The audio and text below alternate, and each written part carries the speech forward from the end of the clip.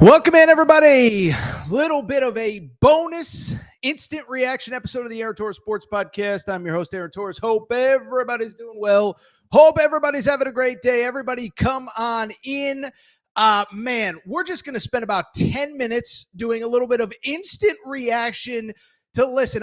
I know we do the whole, that's an instant classic. That's an all-timer all of the time. But I will tell you this. I do think that Georgia, Tennessee, listen, is it hyperbole? I don't know. Am I living in the moment? I don't know. This feels like one of the best college football games that I have seen in some time. So everybody come on into an instant reaction episode. We'll try to be quick here because the bottom line is I know that we got to watch LSU, Florida. I know that we got to watch Notre Dame and Texas A&M, Arkansas, and Ole Miss. But we have to talk about that game. Final score in overtime, Georgia 44, Tennessee 41. There were about 15 different times where I thought the game was going to go in one direction, but it instead goes in the other. And man, oh man, oh man, what a day, what a story. We got to go ahead and discuss. Everybody come on in. Man, oh man, yes. And by the way, people in the chat are saying, Torres, in the title, you had Tennessee winning. I'll be real, I did. Because I thought they were lining up for a field goal to win that game. Instead, Georgia survives. Final score again, 44-41. Everybody come on in. Before we get started, just quick reminder, we are always presented by Circa Casino, Circa Sportsbook. Listen, bottom line, Tennessee fans, you need a place to party tonight. You need a place to celebrate. Circa Sportsbook. Listen, the iconic Circa Sportsbook in Las Vegas, that thing has been rocking and rolling forever. They just opened up a brand new sports book, Mint Kentucky Downs, Franklin, Kentucky, on that Kentucky-Tennessee border. Best place to go watch the night games, best place to go celebrate a win, best place to grab a couple beers because they got all the late games. You can celebrate, you can have fun, you can throw down a few bucks. But thank you to Circa Casino and Circa Sportsbook for the incredible, incredible hospitality. We love working with them, and I will be at the casino in Mint Kentucky Downs here in just a few weeks. All right, let's go ahead and dive into this game. I mean, listen, what do you say? What do you say about a game that can only be described as an absolute instant classic, okay? Final score, again, 44-41 in overtime. Georgia scores on, by the way, the walk-off referee review. That's how crazy this game was. I'm going to get into particulars in a minute. I think my biggest takeaway, I don't know that you can say anything negative about either of these teams. This was a great game, back and forth, absolute war. But I also think we got to give credit where it's due. Dude, Georgia goes on the road. Remember, last year they had all their tough games, largely all their tough games outside of Tennessee on the road. They beat, they played Bama on the road, Texas on the road. Ole Miss. This is the toughest road game they're going to have all year. And so I just bring it up because what a win for Georgia. Let's go ahead and dive in. I think to me, the ebbs and flows of this game kind of say it all, right? Because Georgia opens up the game. They're coming into Knoxville. You're trying to figure out, okay, how good are they? They've played Marshall. They've played Austin Peay. What does it all mean? Well, guess what? Tennessee jumps out to that 7-0 lead. Joey Aguilar right down the field. It was about, 2 or 3 minutes into the game that Tennessee jumps out to the 7-0 lead. Then from there, how about Georgia responds, and then Tennessee from there, 21-7, they take the lead, and you just feel like, oh my goodness, they have had this Georgia problem forever. And fast forward, they're going to win this game. They're going to win it convincingly. Joey Aguilar, as we discussed on the show this week, maybe going to be, the biggest story in college football come Monday. And listen, I'm going to do the cliche thing here and say that Georgia, really kind of showing the heart of a champion. They fall down 21-7 early. Listen, one thing I never try to claim to be is scheme guy, expert guy, but I do understand the concept. Listen, no big deal.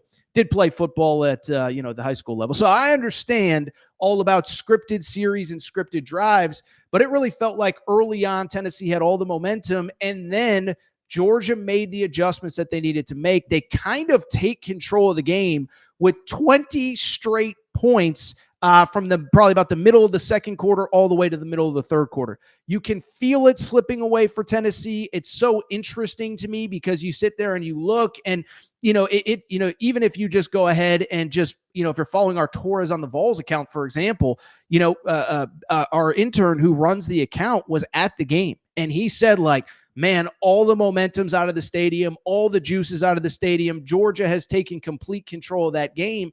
And I just bring it up because all of a sudden you look up, Georgia's in control right up until Joey Aguilar, a.k.a. Joey Swagular, throws that deep pass to Chris Brazell to kind of take control of the game again. I'm just trying to do this in real time, people. You could drop your comments into the chat. But that deep pass, 56 yards to Chris Brazell, 56 yards, it gives Tennessee control back of the game. It gives Tennessee back the momentum. And you think, oh my goodness, maybe, just maybe, they're going to win this game. Georgia responds. I got to be real. Tennessee goes up 8 with the field goal. Listen, everyone's going to focus on the field goal, the missed field goal to end the game. Where the game really, to me, I don't want to say it swung, but I do think it was something that, we have to discuss, is like that Gunnar Stockton touchdown throw to, I believe it was London Humphreys in the corner of the end zone. I mean, that is just absolutely one of the most beautiful throws that I have ever seen. And then, of course, they get the 2-point conversion. And so this was just a back and forth game, back and forth. Who has the edge? Who's going to have the ball last? And then, of course, we know what happened from there. Tied up at 38. You're sitting there saying, man, oh, man, oh, man. It really looks like Tennessee is going to find a way. Tennessee gets the ball. Tennessee lines up for the field goal. They do have the 5-yard penalty with 7 seconds left. And, of course, the poor kid misses the field goal, forcing overtime. And once we're in overtime, the rest is history. Max Gilbert nails the same exact field goal to go up 3. And then, of course, this was the only way this game could end, right? The walk-off referee review, anybody watching it live, it did kind of feel like that it felt pretty obvious that the kid crossed the line or crossed the goal line. Excuse me. Sorry, I'm trying to do 37 different things at once. But, it felt like he crossed the goal line in real time. He ends up crossing the goal line, and Georgia gets the win. So Georgia gets the win. Couple thoughts here. First of all, I say this all the time. The more interesting story is often in the losing locker room. And it's hard for me to say that because of how much this win meant for Georgia. Let's talk about the Tennessee perspective first. I mean, just you talk about a crushing, devastating, awful loss for the Tennessee Vols. I mean, this was a game at home. And listen, we all kind of know what's going on, right? We all kind of understand that we're in a situation where, look, it's a long season. We're in this 12-team playoff era. One loss doesn't mean anything. Like, we get all of that. The counter to that is, man, oh, man, oh, man, it's just a tough loss, right? Because you have 3 games on your schedule if you're Tennessee that I thought, at least coming into the season, were largely going to define that season. Georgia at home, at Florida, at Alabama. Now, we're recording before the Florida LSU game, so who's to say what's going to happen in Death Valley when Florida goes to LSU? But all of a sudden, that Florida game doesn't look so tough on the road, although that's a place that you've struggled.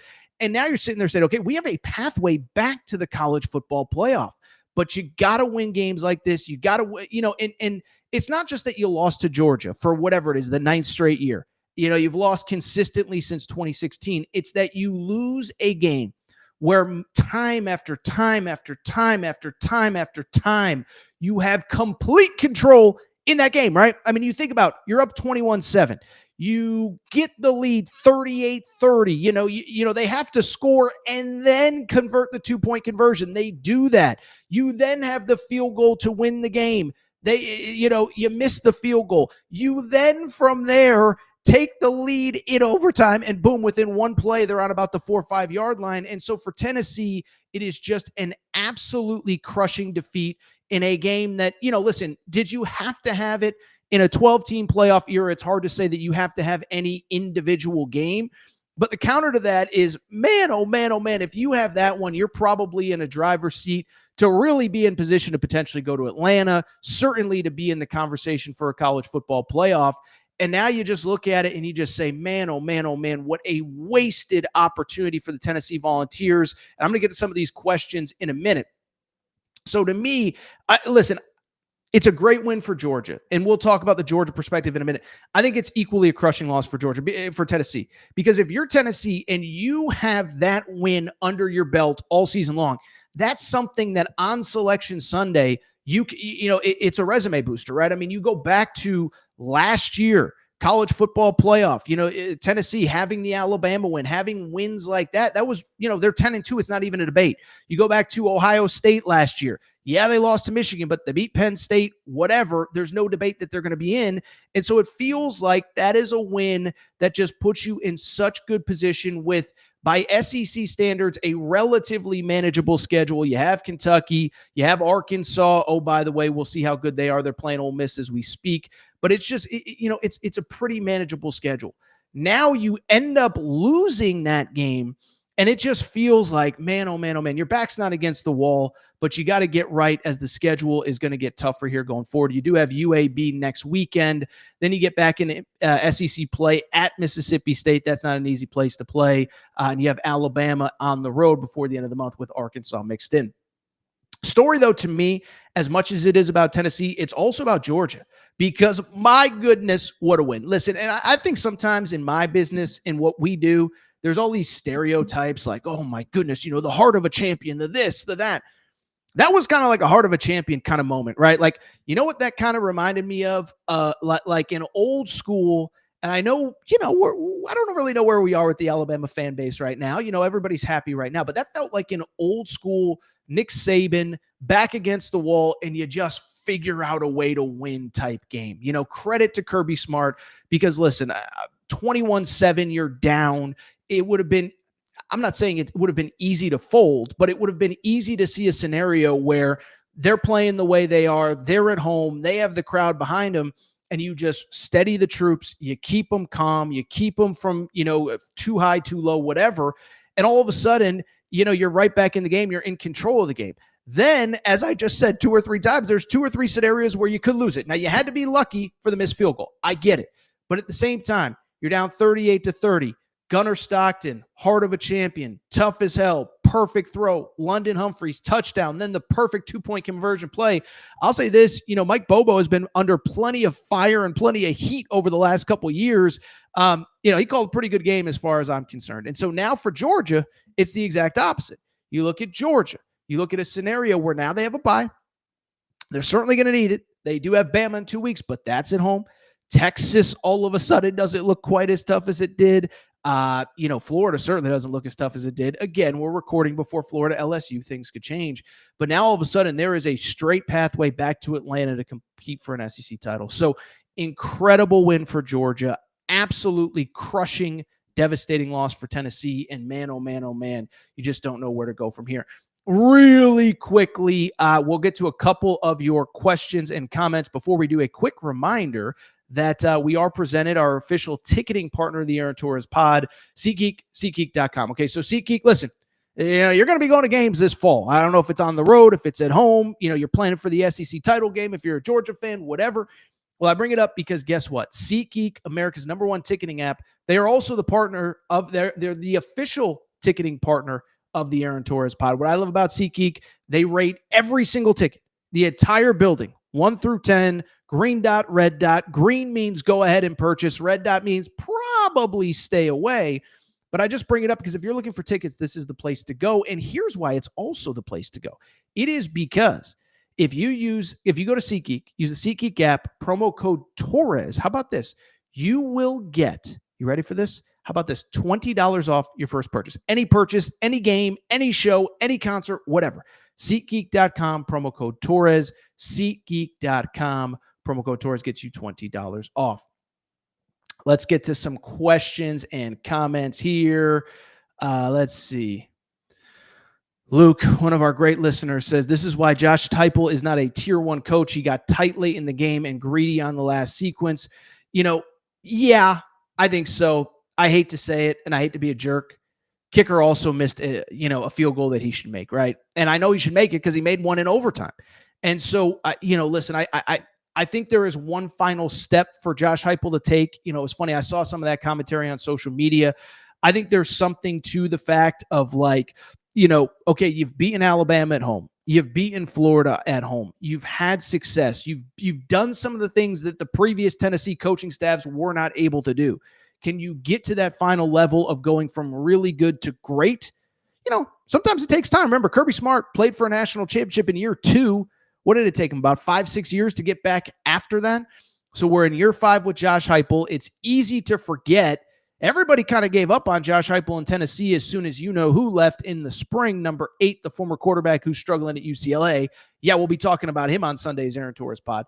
But I just bring it up because I do think there's another level to go. I'm not ready to give up on Josh Heupel just yet. Let's see here. Luke says, you either kick the ball on second down, but the false start, you got to kick the ball in the middle. Timeouts in 7 seconds, inexcusable. Ahmad says Tennessee gave it away. It's hard for me to it's hard for me to disagree.